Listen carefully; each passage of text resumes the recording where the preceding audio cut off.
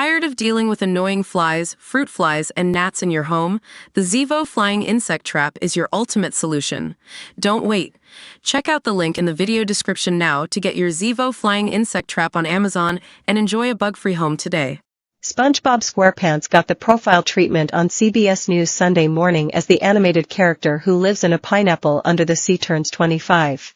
CBS News correspondent and co-anchor Lee Cowan, 59, visited the Nickelodeon studios in Burbank, California, for a feature that included interviews with cast members of the long-running show that officially premiered on July 17, 1999. SpongeBob SquarePants and his undersea buddies have become a multi-billion-dollar-a-year franchise for our sister network, Nickelodeon. They spawned countless video games, internet memes, action figures, 3 feature films, even a Broadway musical, Cowan said. He lets his freak flag fly. He is who he is. It's amazing that folks find that empowering that are now grown-ups or even little kids now, said Tom Kenny, 61, who has voiced titular character SpongeBob since 1999. Cowan observed that what separates SpongeBob from other cartoons, in part, is the cast. Every one of them has been side by side since the very beginning, Cowan said. During a group interview with Kenny, Bill Fagerback, Carolyn Lawrence, Roger Bumpass, and Mr. Lawrence, Cowan said, "What an amazing gift you guys have given people."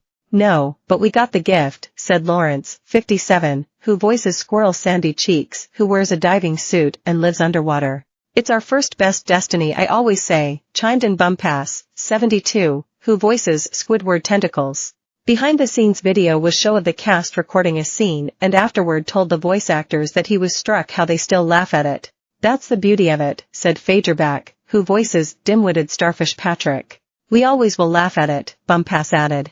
"Patrick still makes me laugh. I kind of lose myself in Patrick," Fagerback admitted as a clip was shown of Patrick asking if mayonnaise was an instrument.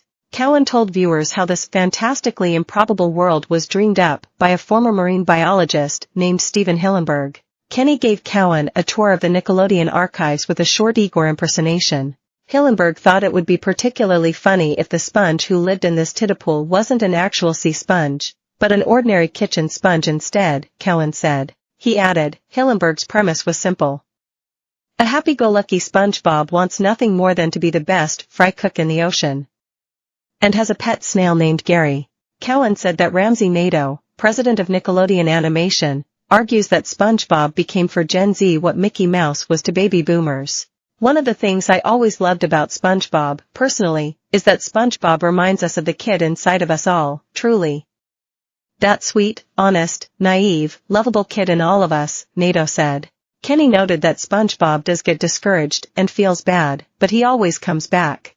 Fagerback said a 15-year-old girl came up to him at a convention and said she went through a period of Great Depression and the show made her want to keep living. "That's such an incredibly intense thing to hear. And I look up and there's her mother standing right behind her, she's sobbing," Fagerback said. SpongeBob SquarePants creator Hillenburg died in November 2018 at age 57 after being diagnosed with amyotrophic lateral sclerosis, also known as Lou Gehrig's disease.